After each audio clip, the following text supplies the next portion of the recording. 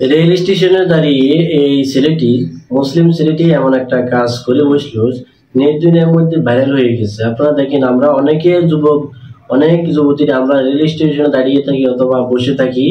আপনারা আমার স্ক্রিনে দেখেন, আমি যে স্ক্রিনটা আপনাদেরকে দেখাইতেছি, যে এই মুসলিম ছেলেটি কি করতেছে। অনেকে তাকায় রয়েছে তার দিকে, সে কি জানি করতেছে। আমরা অনেকে কি করি, যে যেখানে সময় পাই আমরা বসে বসে মোবাইল টিপতেছি। মোবাইলে অনেক কিছু আমরা গান বাজনা অনেক কিছু দেখতেছি, নাটক ছবি অনেক কিছু দেখতেছি। কিন্তু এই ছেলেটি দাঁড়িয়ে দাঁড়িয়ে কি করতেছে দেখেন আপনারা।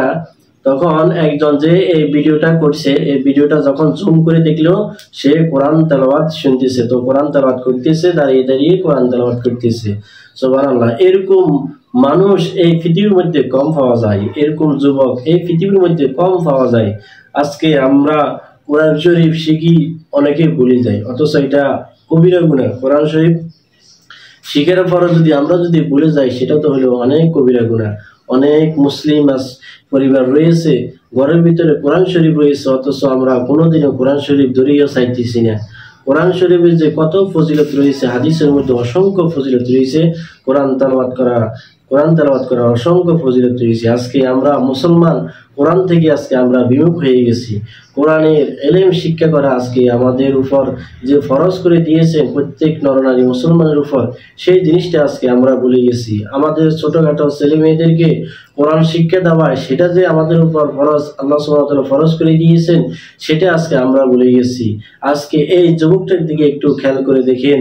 আমরা অনেক সময় যে বাসে বসে অথবা রেল স্টেশনে বসে অথবা রেলের উপরে বসে আমরা অনেক কিছু, মোবাইলে অনেক খারাপ কিছু আমরা দেখতে থাকি। অথচ এই ছেলেটি কি করছে, সে দাঁড়িয়ে দাঁড়িয়ে কোরআন তেলাওয়াত করতেছে। এই পৃথিবীর মধ্যে এরকম মানুষ হওয়াটা অনেক ভাগ্যের ব্যাপার, যে এরকম ভালো যুবক এই বর্তমানে সমাজে হওয়াটা অনেক কঠিন। আজকে আমরা যারা রয়েছি, আমাদের অন্তরের মধ্যে যে কত কিছু যে চলতেছে, আমরা কত কিছু করতেছি, এখন আমাদের শক্তি আছে, এখন আমরা অনেক কিছু করি।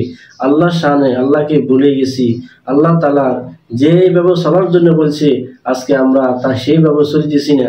আমরা শয়তানের দোহাই পড়ে আল্লাহ তাআলার সব কিছু আমরা ভুলে গেছি।